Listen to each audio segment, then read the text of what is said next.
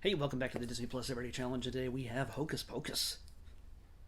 This is the 1993 film. It's an hour and 36 minutes long, and it stars Bette Midler, Kathy Najimy, and Sarah Jessica Parker as the three Sanderson sisters, three witches from the 17th century.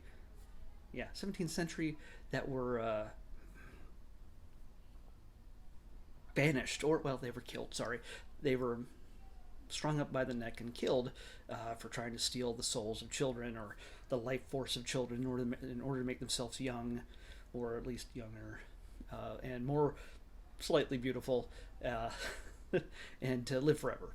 And that was their whole goal. They are the villains of the story, yet they are the centerpieces. There's a reason why, because one, three big stars, and two, these three big stars are not doing serious Oscar acting. This is them chewing scenery for an hour and a half, and there is nothing wrong with that. There's a reason why it's a cult classic, or just a standard classic, a Disney classic. Uh, they whatever was in the script and whatever they were given to say, do this, act like that, say it like this. They just went nuts with it, and they just blew it up bigger than you could possibly imagine. And I have to admit that I did not see this movie until now. Yes, I'm sorry, I'm an idiot, but I was still seeing Jurassic Park, I think, every week that summer. So I was just like, no, I'm not going to spend money on Hocus Pocus or anything else. I'm just going to see Jurassic Park like 50 times, I think. I think I saw it practically every week, if not every other week, through the rest of that summer. Sometimes a couple times a week. So that's Jurassic Park. But this is Hocus Pocus. Um, it's also stars Omri Katz. We've probably seen him in a few other places. Thora Birch is his little sister, who's just so tiny and cute. I just had no idea that when I saw her name in the credits, I was like, oh, Thora Birch is in this. And then I realized she's like 8 and she's like so impossibly tiny. There's also Vanessa Shaw, not Vanessa Shaw, as the love interest. And there's a whole number of bullies. Dad is in this. This is Charles Rocket, who's, you know, he's just usually plays like a bad guy, kind of goon, kind of just stuck up kind of dude, especially in 80s movies.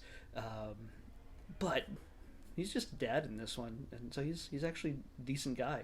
He doesn't have a lot of screen time, but anyway, it's Charles Rocket. If you see when you see the dad, you'll know exactly who I'm talking about. And of course, there's Doug Jones, who plays Billy Butcherson, and he's he's the I'm not going to tell you what he is. If you don't know who he is, then okay, then you'll learn that in the film. If you already have seen this movie a billion times, you know who Billy Butcherson is. But Doug Jones, some of you may or may not understand who that is. He is Saru in Star Trek Discovery. He is the Angel of Death in Hellboy and Pan's Labyrinth. He's just, if there's a creature. Oh, also the amphibian creature. No, well, he was also uh, what's his name in Hellboy, the amphibian guy, but the body, not the voice. In the first one, he was a voice also in the second one, but he was also an amphibian dude in the Oscar-winning other drama by Guillermo del Toro, and I've already forgotten the name, but that doesn't matter. If you ever seen Doug Jones, you know he's thin, possibly thin and lanky, and he is one of the best character actors on the planet, and he's a good guy. So he's in just about everything. Ever you need a guy who's willing to suffer through all levels of makeup and prosthetics in order to use his body in amazing ways. This is Doug, just probably with a very basic layer of prosthetics to play a zombie, and but you can see his face through this. His countenance is not buried beneath all the makeup and prosthetics. You can see that that's Doug Jones. So at least a little, especially if you're a fan of his. Hey, if I hadn't seen the credit, I would have been like, wait, that was Doug Jones. I could have figured that out. So anyway, yeah, it's a good cast. Uh, yeah, this is just an out and out comedy. It's got a little bit of scary elements, of course. It's just set around Halloween, but it's not like monstrously scary. I mean, honestly, this is came out in 1993, so we're at the sort of the tail end, or maybe we're fully in deep on the whole satanic panic stuff. So the idea that anything involving witches or devils was getting a few religious right people kind of upset, as if it was all real. Uh, it's not. This is all make believe, especially in a movie. So yeah, it's a fun, crazy thing, and again, it's driven by the cast, the three witches, and they're just I I haven't really ever researched too much about the film, but I imagine a lot of this stuff is driven by the actresses themselves, and they just blow it out. And there is a sequel in the works coming out next year, 2022. If they can get it all worked out with COVID restrictions and everything else, we're gonna get these three witches back together and see what happens in the modern era of 2021. Oh gosh, it's gonna be almost 30 years later. Jeez, and they worried about looking young then. It's gonna take some magic, I think. Uh, no offense, ladies, no offense, but yeah, it's out and out, just wacky, Halloweeny fun. It unsettlingly uses the term virgin a lot. It's like they're obsessed with uh, with making a point that this kid, the main character, Max, is it Max? His name is Max, right? Yeah, it's Max. He's a virgin. He's a virgin. Have you heard he's a virgin? His little sister's like, he's a virgin. She's 8. An 8-year-old should never know the sexual comings and goings of her teenage brother. It's just that's just common sense. She shouldn't be announcing it either. But in order for the witches to be returned, the black light candle, the black flame candle, has to be lit by a virgin on Halloween. And well, the timing was just right for Max to light candles with a Zippo lighter he just stole from the gift shop.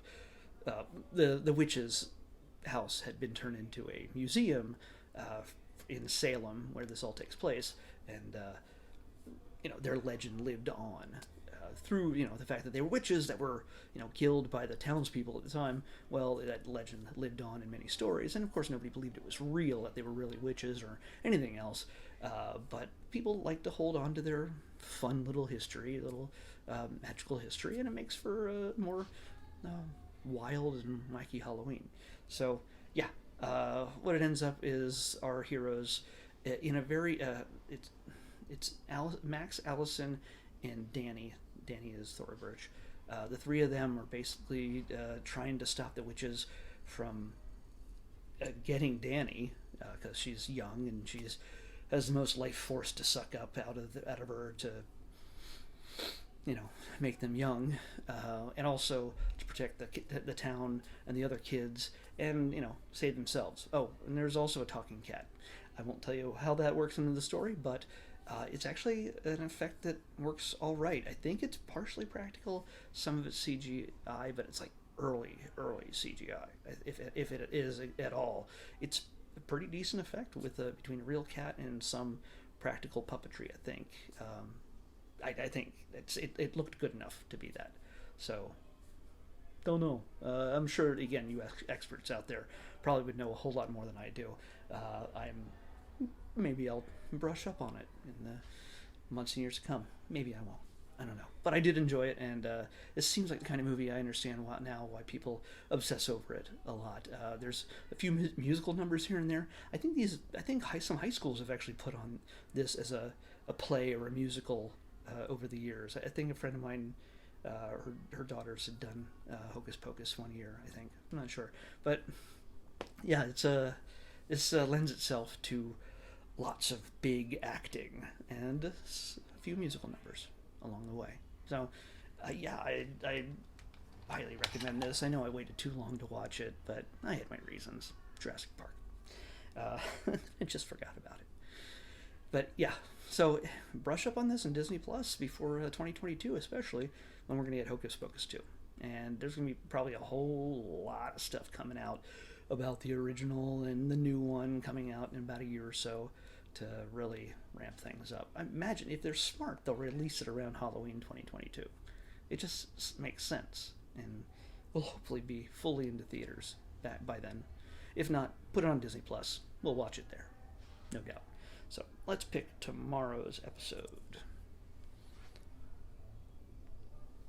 441. 441.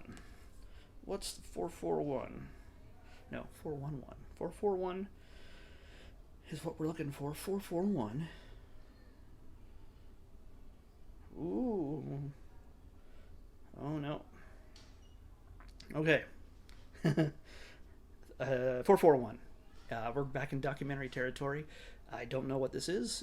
It's probably a National Geographic, but we'll see.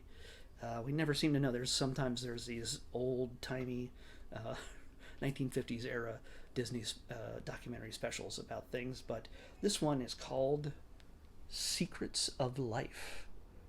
Secrets of Life. That seems like the kind of thing that National Geographic would make a series out of, or a single shot episode. I have no idea, but we'll find out. Secrets of Life on the Disney Plus Everyday Challenge, and I'll see you back here tomorrow. Bye.